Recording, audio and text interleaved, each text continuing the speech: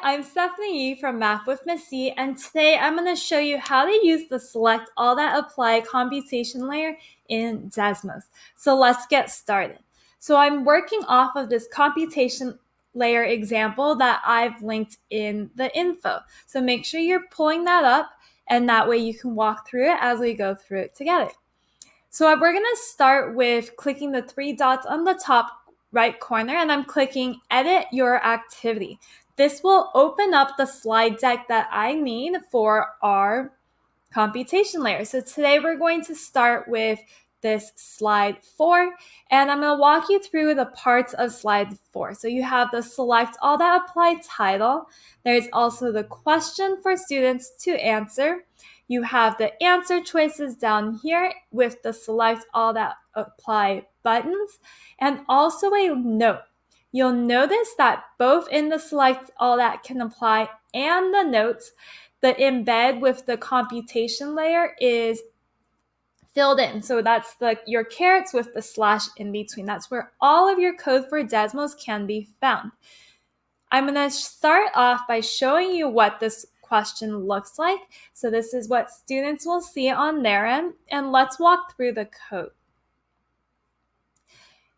A quick look at the code for these two pieces. You'll notice that in the code for the answer choices, this is the part that gives the teacher dashboard an idea of if the question was correct or incorrect. So this is more like of a teacher-facing side with this code. And then on the notes section, this is the student-facing side that gives students feedback.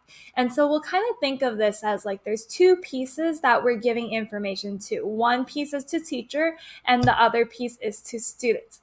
The student information, again, is coming from the notes down here, and the teacher information is coming from the Select All That Can Apply answer choices. So we're going to start with the Select All That Can Apply answer choices that provides teachers with feedback. So in this code, the biggest piece to just know is that they started by assigning these variables. So A, B, C, all the way to E, and they labeled as this is selected 1. So when 1, that first box is selected, that's assigned to variable A. When the second box is selected, that's assigned to variable B, and so on. And so you'll see that corresponds to these boxes here.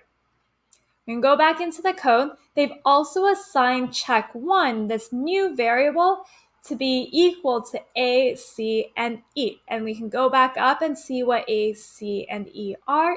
These are these three right here. And then they're putting in this check of correct. So it will push into the teacher's dashboard as correct with the little check if this condition is met, if check 1 is met. And what check 1 is, again, is A, C, and E, which means they've selected 1, 3, and 5. And so that will show up as correct. It's also going to push a warning sign. That would be the little triangle with an exclamation point in it. It's orange onto the teacher dashboard when these are selected and it's not submitted.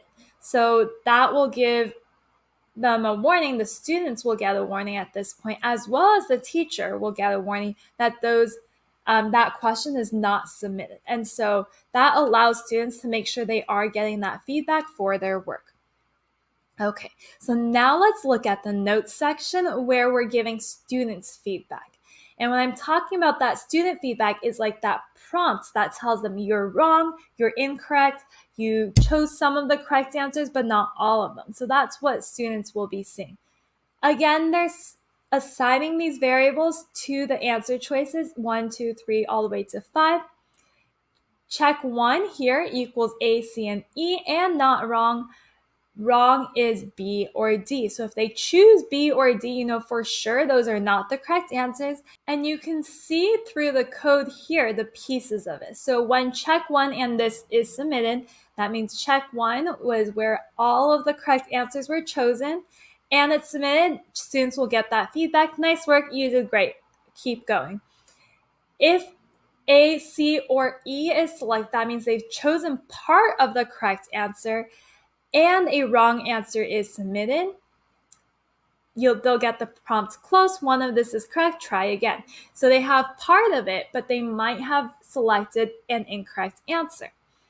When A, B, C, and D, and E, and this is submitted, that means they chose all of the answer choices. They'll get this prompt here.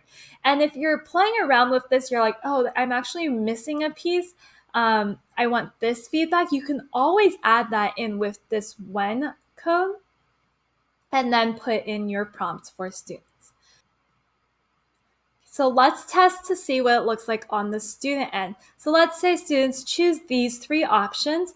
They'll get close. One of this is correct. Try again. On the teacher end, you'll see in that dashboard, it has that X, so you know right away students got that question incorrect. They can then go back and edit. So let's say they actually get the correct answers this time. They choose A, C, and E. They'll get nice work. And on the teacher end, you'll also see that check mark. And so that provides you with that quick feedback from students. Let me know in the comments below if you have any questions, but I hope this was helpful and that you're able to use this with your students. Thank you so much for watching. Bye.